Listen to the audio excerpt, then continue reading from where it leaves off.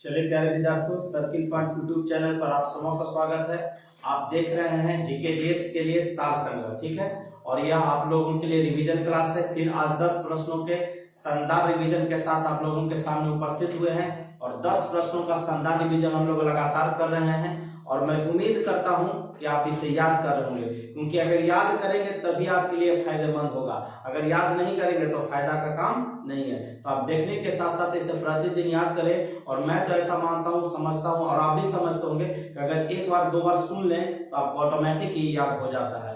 थोड़ी सी एकाग्रता बहुत जरूरी है पढ़ाई के लिए। एकाग्रता, अगर एकाग्रता नहीं है तो फिर आप असंभव, मतलब समझिए पढ़ाई आपके लिए असंभव है। एकाग्रता बहुत जरूरी है। तो चलिए देखते हैं। पहला सवाल है 1175 से 1206 ईस्वी तक। 1175 से 1206 ईस्वी तक भारत पर किस विदेशी शासक ने लगातार आक्रमण किया? ध्यान रखिए, 1175 से 1206 ईस्वी तक भारत पर किस विदेशी शासक ने या किस विदेशी आक्रमणकारी ने लगातार आक्रमण किया है? तो मोहम्मद गौरी ने। मोहम्मद गौरी ने। मराठा साम्राज्य का द्वितीय संस्थापक पूछेगा तो बाजीराव प्रथम को माना गया।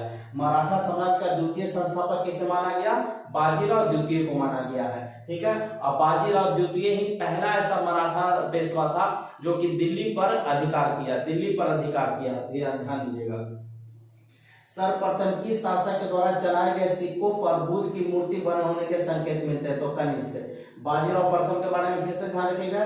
दिल्ली पर आक्रमण करने वाला प्रथम पेशवा था। दिल्ली पर आक्रमण करने वाला प्रथम पेशवा बाजीराव प्रथम था। और मराठा साम्राज्य का द्वितीय संस्थापक किसे मानते हैं? बाजीराव प्रथम को। और सर्वप्रथम किस शासक के द्वारा चलाए गए सिक्कों पर बुद्ध की मूर्ति बने का प्रमाण मिलता है, संकेत? तो कनिष्क। या बुद्ध की खड़ी प्रतिमा भी याद रखेंगे, कनिष्क के समय में पहला बार बनाया गया था।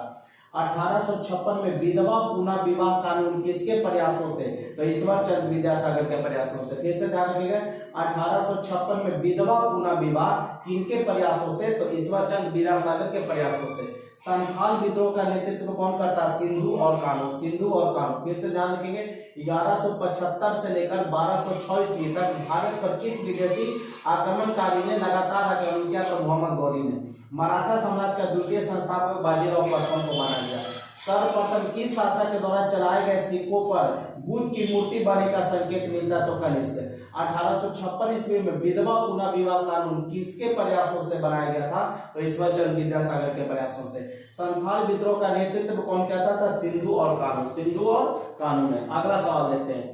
किस अंग्रेज गवर्नर जनरल ने भारतीय स्मारकों के संरक्षण में रुचि दिखाया? माने भारतीय स्मारक जो है उसके संरक्षण के लिए महत्वपूर्ण भूमिका निभाया।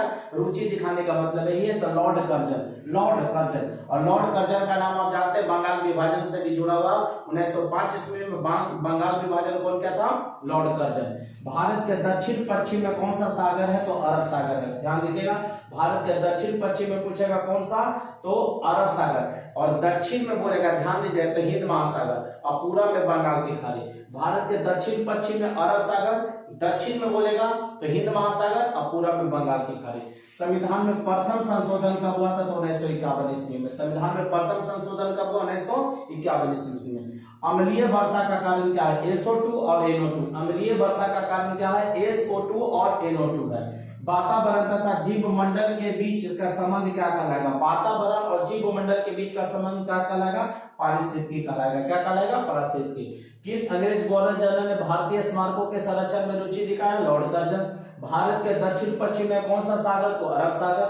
संविधान में प्रथम संशोधन कब हुआ? तो 1951 में हुआ। अम्लीय वर्षा का मुख्य कारण SO2 और NO2 है। वातावरण तथा जीव मंडल के बीच का संबंध क्या कहलाएगा? पारिस्थितिकी कहलाएगा। तो बच्चों 10 प्रश्नों का शानदार रिवीजन आप लोगों के लिए रहा। जितने बच्चे आप लोग प्रेजेंट होते हैं, उपस्थित होते हैं, सब अपना अपना अटेंडेंस अपने नाम के साथ बनाइएगा ताकि मुझे पता चल सके कि आप में से कितने बच्चे इस 10 के डोज को देखने के लिए उपस्थित हुए थे, ठीक है। सभी को अपना नाम के साथ प्रेजेंट लिख देंगे।